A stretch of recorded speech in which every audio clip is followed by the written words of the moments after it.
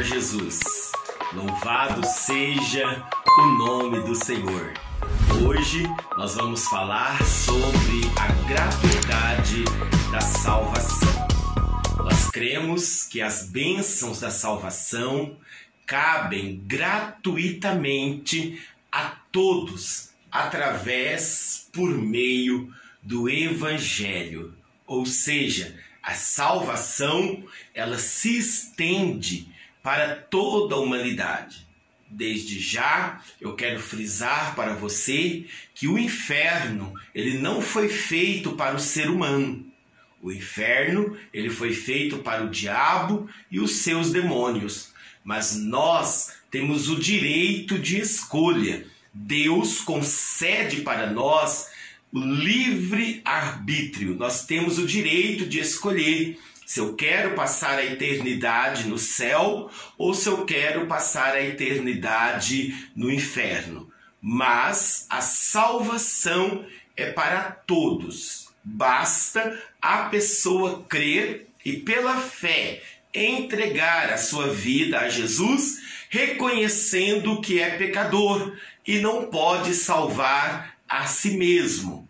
Nós devemos escolher a salvação e aceitar com fé obediente, cordial e penitente ao Senhor Jesus. Devemos fazer esta escolha, pois eu te aconselho que é o melhor caminho. Nada impede a salvação, ainda mesmo do maior pecador da terra, se é que possamos falar desta maneira. Mas ela se estende a todo. A única coisa que impede a sua salvação é a sua perversidade, inerente à voluntária rejeição do Evangelho, que nós chamamos de blasfêmia, né? Porque isso vai te levar à condenação eterna. Então, rejeitar o Evangelho é levar para si mesmo a morte, e morte espiritual. Quando eu falo de morte espiritual, eu quero dizer que o ser humano vai passar a eternidade longe de Deus. A salvação é pela graça de Deus. A graça é a provisão misericordiosa de Deus para a condição do homem perdido, tá? Nós não merecíamos, mas a graça de Deus nos alcançou. É um favor imerecido. A salvação é dom de Deus para aquele que crê. O ser humano, no seu estado natural, é egoísta e orgulhoso.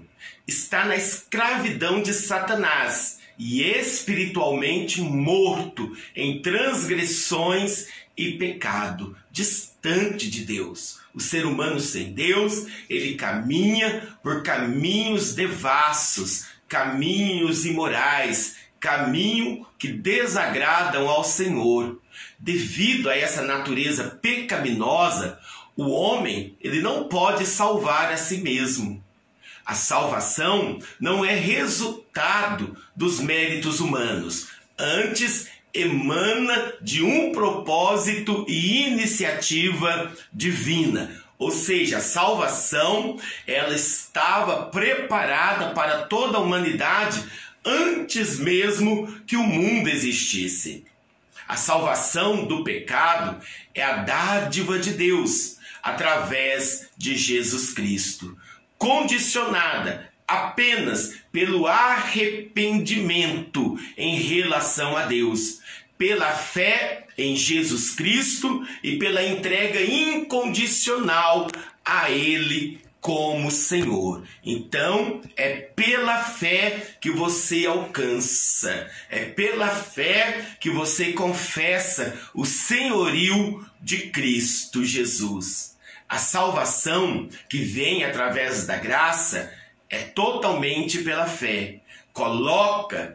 você coloca o indivíduo em união vital e transformadora com Cristo e se caracteriza por uma vida de santidade e também de boas obras. Ou seja, a mentalidade de um ser humano salvo é transformada. A maneira de pensar muda, a maneira de agir muda, a maneira de caminhar muda, a maneira de se relacionar com as pessoas muda. Então, a mente da pessoa é transformada quando ela alcança a salvação, ou seja, ela entendeu o Evangelho. A mesma graça, por meio da qual a pessoa alcança a salvação, dá a certeza e a segurança do perdão contínuo de Deus e de seu auxílio na vida cristã. Ou seja, eu continuo sendo um pecador, mas um pecador agora transformado, um pecador lavado pelo sangue de Jesus. E pecado agora na minha vida, ele tem que ser acidentalmente. Eu não corro mais, eu não sou mais escravo do pecado. Eu sou liberto do pecado e eu me arrependo dele. Então, quando eu cometo um pecado, quando eu cometo um delito, eu confesso esse pecado ao Senhor. E pecado, ele tem nome. Se foi uma idolatria, eu vou falar. Se foi uma mentira, se foi um roubo, se foi uma imoralidade, se foi uma pornografia, eu vou citar o pecado a Deus. Agora, se eu não estiver conseguindo vencer este pecado, eu te aconselho a pedir ajuda para uma autoridade espiritual. Tiago, ele nos ensina isso. Ele fala, confessa as suas culpas uns aos outros. Tá bom? Mas eu não posso escolher qualquer pessoa para me ajudar, porque tem pessoas que não somam na nossa vida. Então, de preferência, uma autoridade eclesiástica, um homem, uma mulher de Deus, para te auxiliar, te ajudar na libertação, dessa escravidão, em oração, em aconselhamento, te instruindo para que você caminhe nesse caminho de santidade na presença do Senhor Jesus. A salvação, ela é totalmente gratuita. Jesus, por amor, voluntariamente se entregou na cruz do Calvário. E o profeta Isaías, lá no capítulo 55, verso 1, ele fala sobre isso. Ele fala assim, ó vós, todos os que tendes sede, vinde às águas. E os que não tendes dinheiro, vinde, comprai e comei. Sim, vinde, comprai sem dinheiro e sem preço vinho e leite. Ele está falando da igreja. Então é de graça, é para aqueles que querem. Por isso que está aberta, as portas estão abertas para toda a humanidade, para o mais vil e terrível pecador. A salvação está à sua porta. Basta a pessoa aceitar, entregar a sua vida para Jesus, porque Jesus morreu por todos, mas eu preciso tomar a minha decisão. A salvação é uma escolha. Você pode aceitar, como você pode rejeitar. Evangelho de Mateus, capítulo 11, o verso 20, diz assim: então começou ele a lançar em rosto as cidades onde se operou a maior parte dos seus prodígios, ou não se haverem arrependido.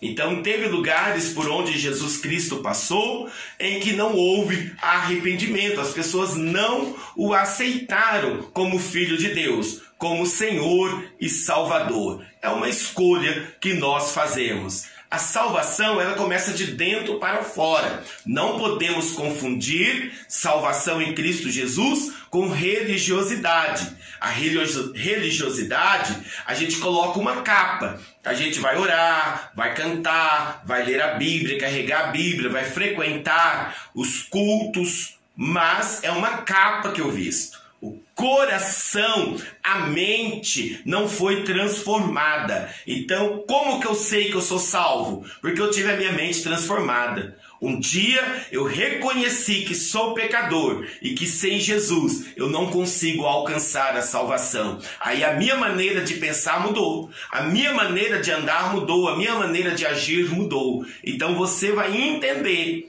Se você tem dúvida acerca disso, eu te aconselho a procurar uma autoridade eclesiástica e pedir ajuda.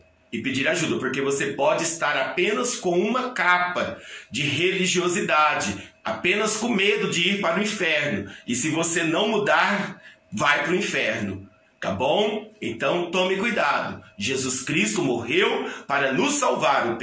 O perdão que ele ofereceu para nós na cruz do Calvário ainda está de pé. Nós devemos crer, nós devemos aceitar e confessar os nossos pecados ao Senhor. Então a salvação ela começa aqui dentro. E Jesus ele fala em Mateus capítulo 23, o versículo 27 e 28. Ele diz assim: ai de vós, escribas e fariseus hipócritas, pois que sois semelhantes aos sepulcros caiados, que por fora realmente parecem formosos, né? A capa da religião, mas interiormente estão cheios de ossos de mortos e de toda a imundícia. Assim também vós, exteriormente pareceis justo aos homens, mas interiormente estáis cheios de hipocrisia e de iniquidade. Isso é religiosidade. Eu conheço Deus, eu faço as coisas cristãs, mas o meu coração não foi transformado. Não adianta. Não é os nossos méritos, não é as nossas boas ações que nos salva. É Jesus. E todo ser humano que tem Jesus, ele trilha o caminho de santidade e, claro, vai praticar boas obras, né? Porque agora nós vamos, né, fazer aquilo que Cristo fez. E Cristo foi um praticante de boas obras. O primeiro passo é reconhecer que somos pecadores e nos arrepender, confessando ao Senhor os nossos pecados. Tem pessoas que falam assim: olha, eu creio em Jesus, eu sigo Deus, mas eu não vou à igreja. E eu quero te fazer uma pergunta: aonde se aprende sobre Deus? Aonde a gente vai manter comunhão com o corpo de Cristo, né? Com os membros, na verdade, do corpo de Cristo, se não for na igreja? Aonde eu aprendo a palavra de Deus? Na igreja. Então não tem como ficar fora da igreja. Então é necessário estarmos juntos.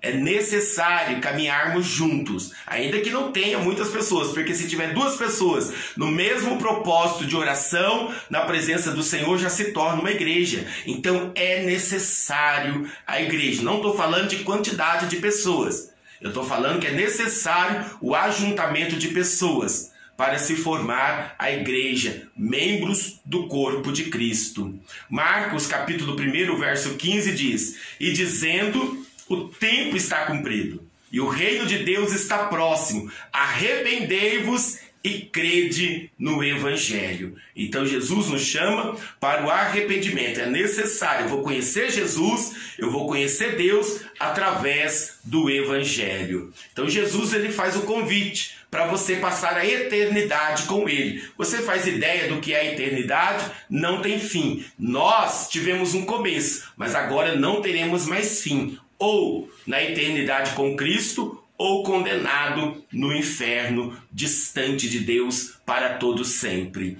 Lucas, capítulo 14, o verso 17. E a hora da ceia, mandou seu servo dizer aos convidados: vinde, que já tudo está preparado. Já está tudo preparado. Agora está o convite. As portas ainda estão abertas. Venha e aceita Jesus como Senhor, para que você possa desfrutar da eternidade na presença do Senhor. Se o planeta Terra já é um planeta maravilhoso para se morar, imagina o céu, aonde está a presença de Deus. Apocalipse capítulo 22, o verso 17. E o Espírito e a noiva dizem: vem. E quem ouve, diga: vem. E quem tem sede, venha. E quem quiser, toma de graça da água da vida. É de graça. O Senhor não vai te cobrar absolutamente nada. Ele fez por amor, para que você pudesse ser salvo. O convite está de pé. Você tem o direito de aceitar ou recusar o convite do Senhor. É de graça. Agora, a condenação é uma verdade. Não tem como eu falar para você, olha, não tem inferno, não. É céu e inferno, não tem nem meio termo, não tem nenhum lugar onde eu possa me esconder por um tempo e tomar umas decisões. Não, as escolhas, decisões são feitas na terra. É claro que o ser humano, ele criou tantos outros meios de salvação, mas sem base nenhuma nas escrituras sagradas. O nosso Senhor Jesus falou de céu e falou do inferno. Aliás, Jesus falou mais do inferno, para justamente eu e você não vá para lá.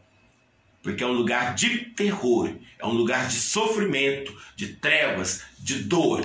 Diz a Bíblia que é onde o verme não morre e o fogo nunca se apaga. Lucas, capítulo 19, o verso 27, vai dizer assim: e quanto àqueles meus inimigos que não quiseram que eu reinasse sobre eles, trazei-os aqui e matai-os diante de mim. Aqui está falando da morte eterna, a separação eterna de Deus. É a morte espiritual, aonde o ser humano vai ficar no lago de fogo e enxofre, separado eternamente de Deus. Só que leva toda a bagagem daqui da terra, leva as pregações que ouviu, leva as vezes que visitou na igreja, leva as lembranças da família, leva todas as lembranças da terra. Vai viver a eternidade com a consciência de que teve oportunidade de viver para Cristo e não quis. O Evangelho de João, capítulo 3, o verso 19, vai dizer: e a condenação é esta,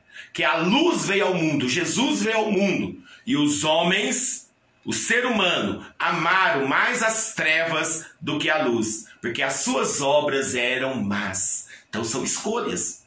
Eu escolho. Se todos os dias eu alimentar o homem cruel que está dentro de mim, eu vou ser uma pessoa má.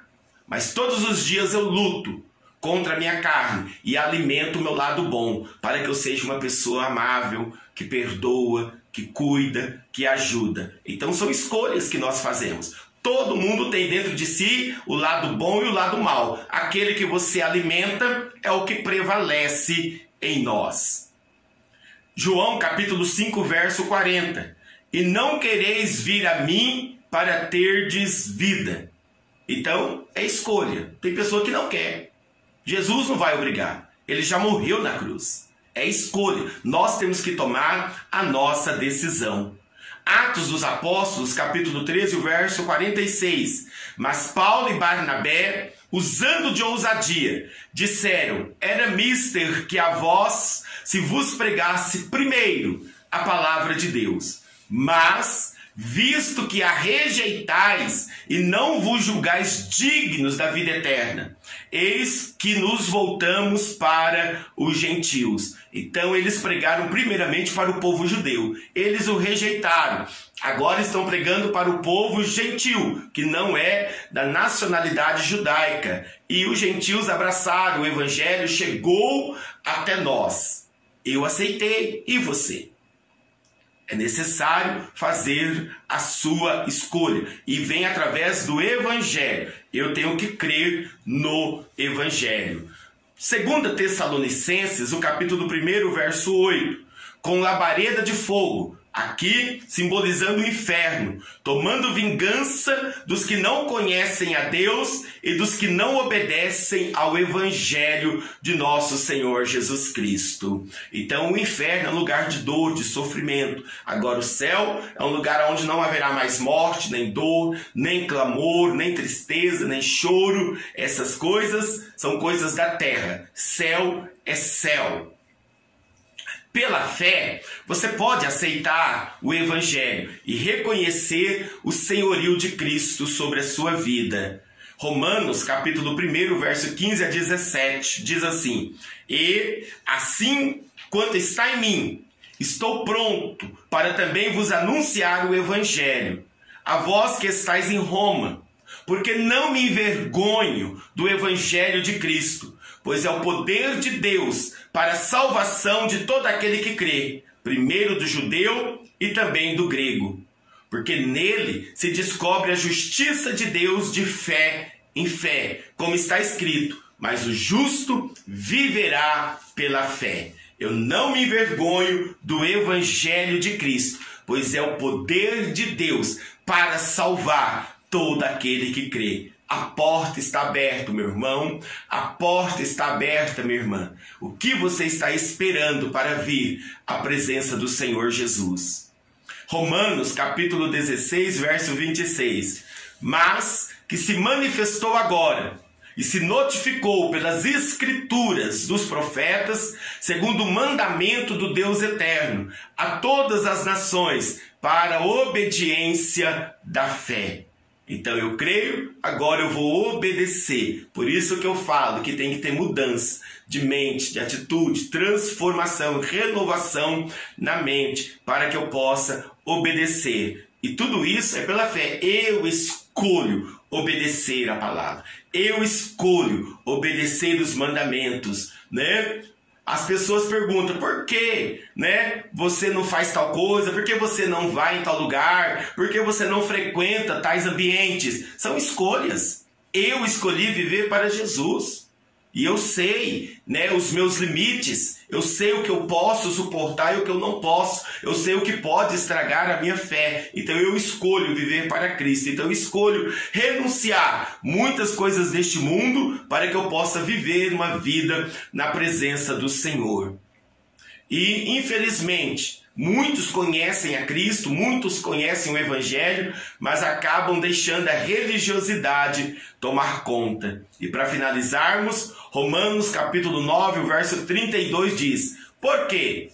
Porque não foi pela fé, mas como que pelas obras da lei, pois tropeçaram na pedra de tropeço. Então os fariseus, os religiosos na época de Jesus, tinham uma aparência linda, de santidade, mas o coração não estava transformado.